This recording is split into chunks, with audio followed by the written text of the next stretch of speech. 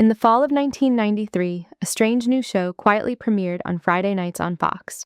Two FBI agents, one a believer in the paranormal, the other a hard-nosed skeptic, chasing everything from alien abductions to government experiments and monsters hiding in the shadows. It was called The X-Files. Nobody at the network expected much. It was weird, it was dark, and it had that unmistakable Vancouver, rain-soaked atmosphere. But within a couple of seasons, it exploded into a cultural phenomenon that didn't just entertain millions. It reshaped how an entire generation viewed truth, power, and reality itself. Trust no one. The truth is out there. I want to believe. Those taglines stopped being marketing slogans and became a worldview. A cultural operating system that taught viewers to distrust official stories, connect hidden dots, and romanticize the lone truth seeker fighting the machine. This video isn't just nostalgia or remember when. This is a deep dive into how a 90s sci-fi drama accidentally became the godfather of modern conspiracy culture, seeding ideas, aesthetics, and storytelling templates that exploded across the internet decades later. And how, in many ways, the show got scarily right about the paranoid world we now live in. To understand why The X-Files hit so hard, you have to understand the soil it grew in. The 1990s were already drenched in real government distrust. Watergate had shattered faith in the presidency. The Church Committee had exposed CIA abuses. MKUltra, the CIA's illegal mind control experiments with LSD and hypnosis on unwitting Americans, was declassified. Tuskegee syphilis experiments on black men without consent, Iran-Contra. People knew the government had lied before. Roswell was getting fresh documentary attention.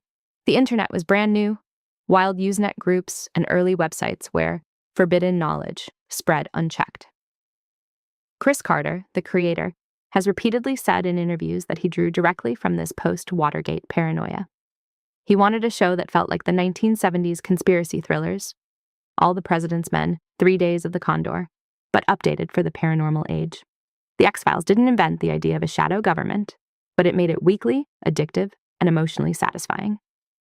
Every Friday, Mulder would deliver these passionate monologues, linking obscure cases to a vast syndicate colluding with extraterrestrials.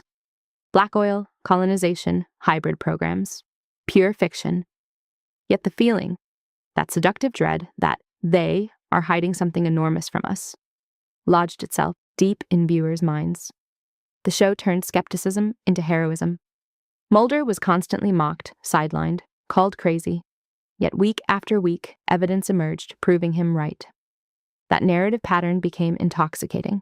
It trained audiences to root for the underdog digging through redacted files in basement offices. Now we come to the moment that still sends chills down spines 25 years later. On March 4th, 2001, the X-Files spin-off, The Lone Gunmen, featuring those 3 lovable paranoid conspiracy nerds, Byers, Frohike, and Langley, aired its pilot episode.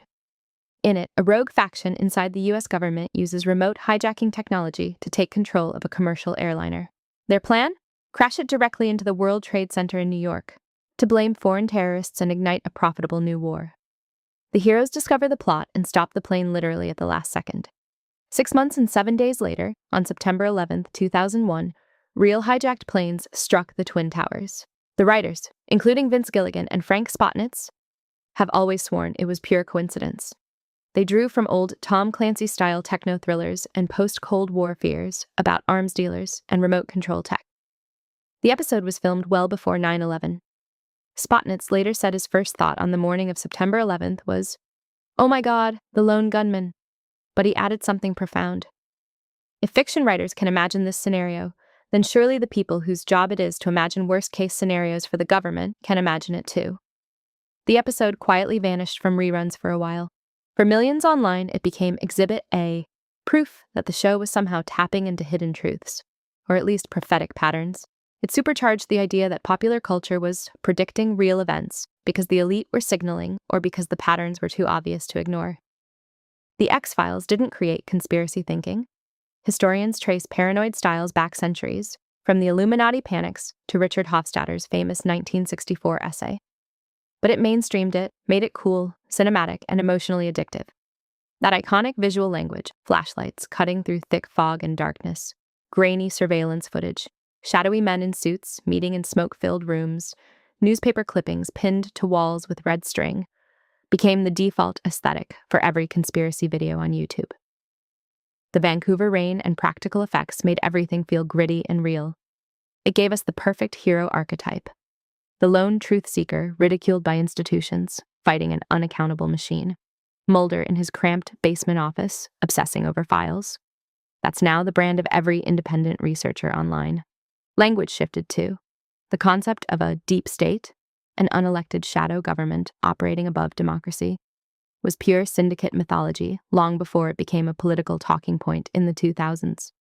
Chemtrails, government mind control, elite cabals experimenting on populations. The show planted these seeds deep into popular imagination. By the 2016 revival seasons, The X-Files itself was directly riffing on chemtrails, vaccine conspiracies, and sprawling deep state plots. Chris Carter has said he was stunned by how much weirder and faster real-world conspiracies had become. In a New York Times op-ed, he basically urged people to take a breath and not believe everything. Here's where things get uncomfortable. The show's own warning that it sometimes ignored. The X-Files always balanced Mulder's faith with Scully's rigorous skepticism. She demanded evidence, science, proof. That tension was the beating heart of the series. In real life, the Scullys got drowned out. Social media algorithms reward engagement, and nothing engages like the rush of connecting dots and feeling like you're one of the few who sees the truth. The same storytelling mechanism that made the show thrilling can lead people down paths where feelings and patterns matter more than verifiable facts. Carter himself has repeatedly said in recent interviews that everything's a conspiracy now, and truth has become completely subjective. He's expressed genuine concern about how the show's legacy, mixed with the internet, created a perfect storm. Academics have studied this. Exposure to conspiracy narratives can increase distrust, though one study even suggested watching certain X-Files episodes slightly decreased belief in wild theories because of Scully's influence. The show brilliantly exposed real historical horrors, Operation Paperclip, the U.S. recruiting Nazi scientists after World War II, which directly inspired episodes. MK Ultra, Unit 731 references. It encouraged critical thinking about power. But it also romanticized the idea that official stories are almost always lies. When that mindset goes mainstream without the built-in skepticism, you get today's fractured information landscape. So, did the X-Files accidentally invent today's conspiracy culture? Not single-handedly. It rode a wave that already existed. But it gave that wave the perfect origin story, the killer aesthetic, the romantic lone hero template, and the addictive keep digging formula that social media and YouTube supercharged into something unrecognizable. The truth is still out there. But these days, it's buried under mountains of noise, echo chambers, and competing narratives that the show helped train us to crave. Every time someone in a dark room whispers about what the government doesn't want you to know, pins another clipping to the wall, or hits play on the latest exposé, you can hear a faint echo of Fox Mulder's voice. The big question the show left us with remains: are we better off knowing? Or would some of us have been better off just enjoying the story on TV? Maybe the real truth isn't out there waiting to be found. Maybe it's in the tension between believing and doubting. Exactly what Mulder and Scully taught us every week.